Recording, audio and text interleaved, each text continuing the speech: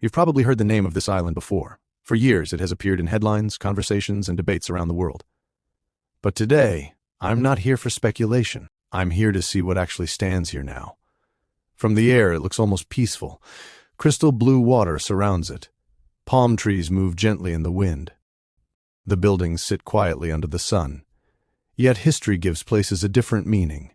I flew here to experience it with my own eyes. To walk the ground. To observe the structures. To understand the atmosphere. There's no dramatic music, no exaggerated storytelling, just silence, wind, and reality. Sometimes the most powerful stories are told through what remains. As we explore this island together, notice the details. Notice the stillness. If you appreciate real, unfiltered travel documentaries like this video, share your thoughts in the comments and subscribe for the next journey.